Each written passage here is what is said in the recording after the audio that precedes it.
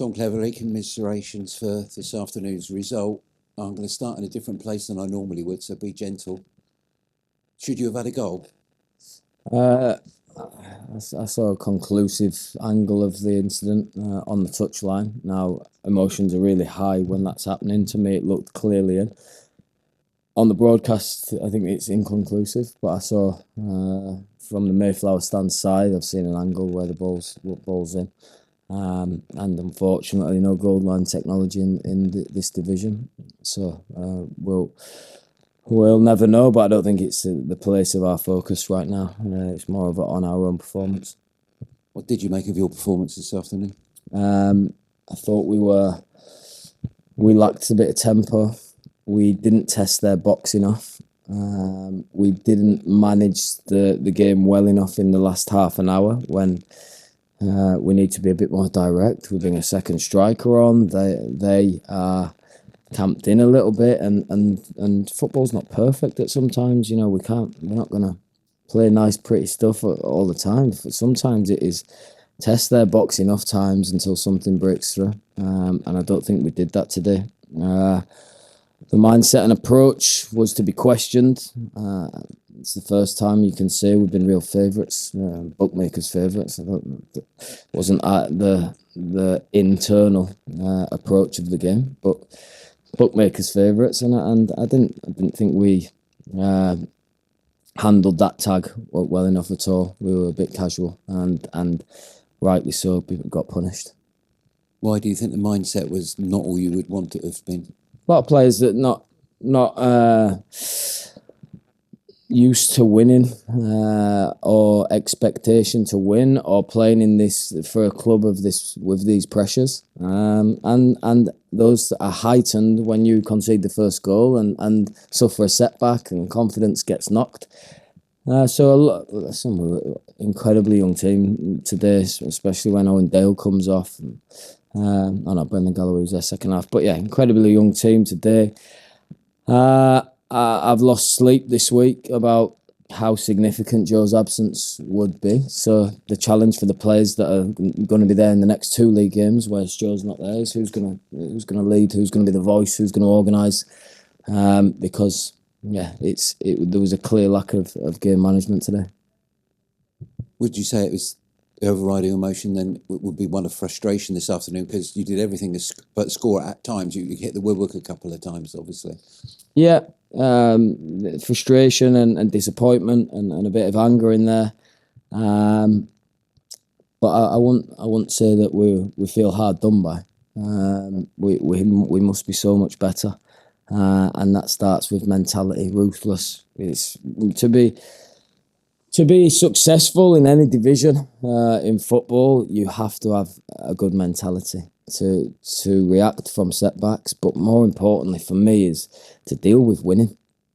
Keep your feet on the ground, stick to the same processes, work rate, all that. And I'm afraid that we came away from it a little bit today, and this should be a real warning to everybody that we can't lower our levels at all, and we needed to deal with being favourites and being on a good run and getting all this praise. We need to deal with that better. I think it's a big learning curve for us today. What was said at half time, because you switched things around a little, didn't you? Yeah, I changed the system. I didn't think we had enough height and width. Crosses was the aim, to test their box. We've got a couple of young defenders. They've conceded from crosses this season, so we couldn't get Matty and Barley high enough to go 1v1 and cross the ball into the box. So we moved to 4-3-3. I thought we controlled where the game was played.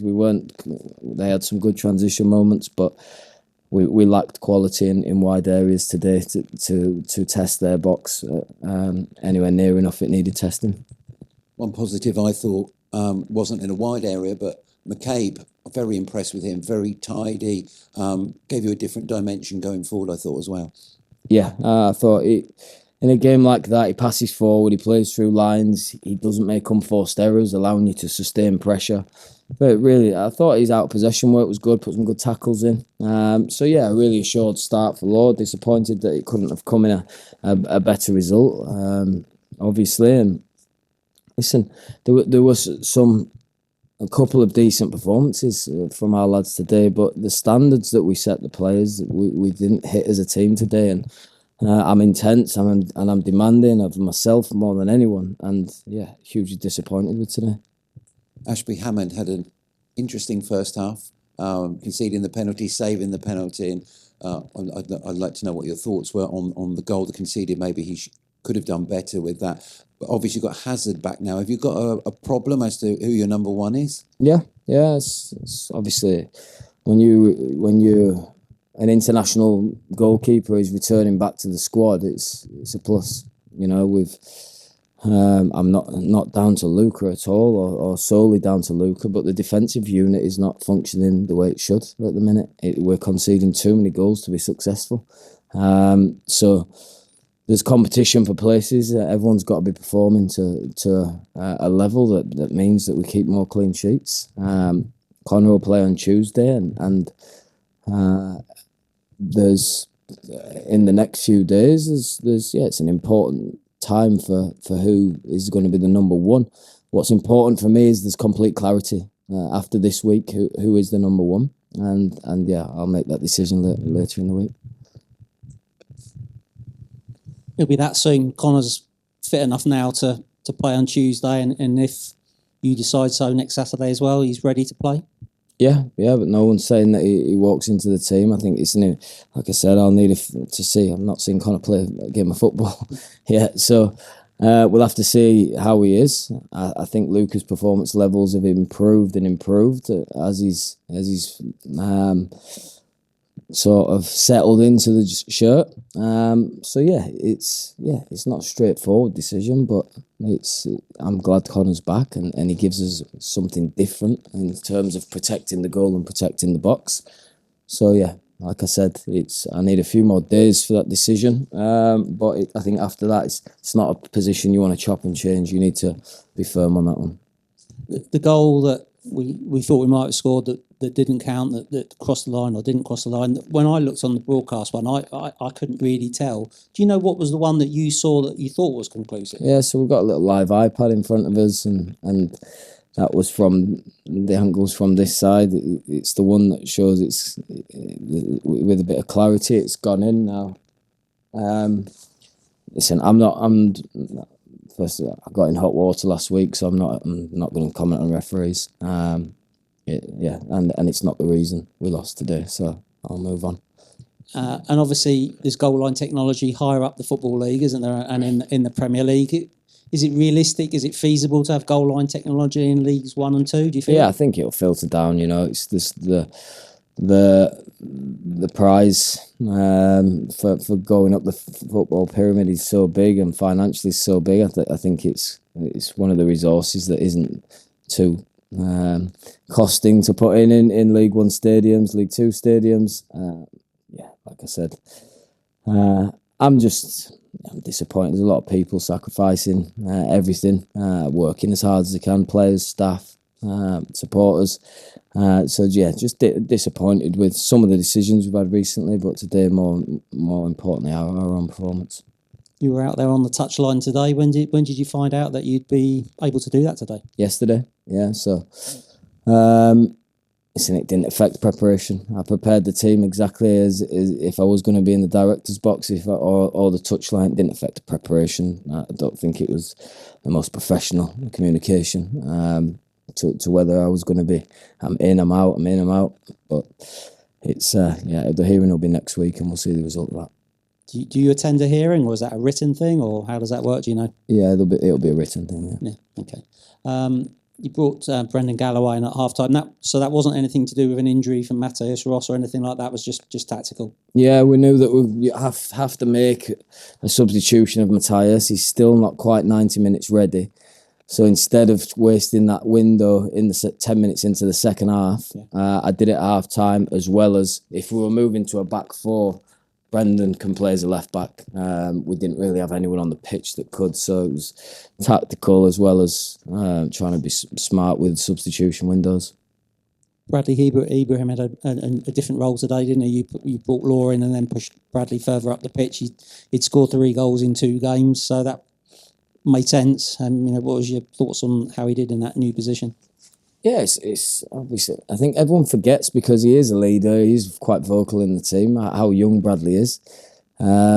He's got 2 back-to-back man of the matches, and consistency is tough to come by when you get older. Right, my touch ain't quite there. What can I make sure to? I'm 6, 7 out of 10 today, and those things will come for Bradley. It wasn't his best game. It wasn't his worst game.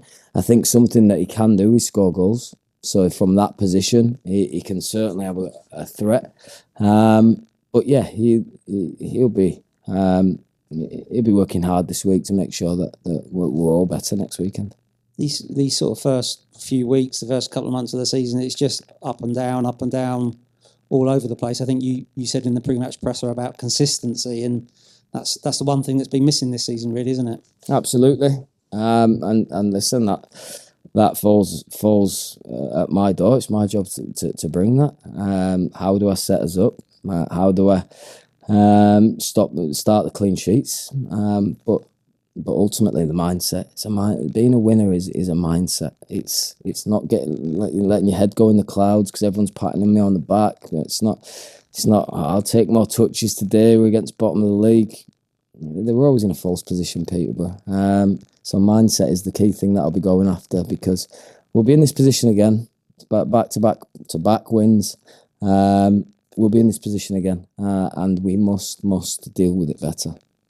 And I know sat here right now, you won't be thinking too much about our game against Tottenham under-21s on Tuesday, but could you just give us a few thoughts on that game, what you want to see out of it, who might be involved? No, for me, it's important. It's important. We used the Cheltenham game last time to get some goals. Tolly scored 2. We went strong. It kick-started a little period of wins and better performances, so it's a really important game for me.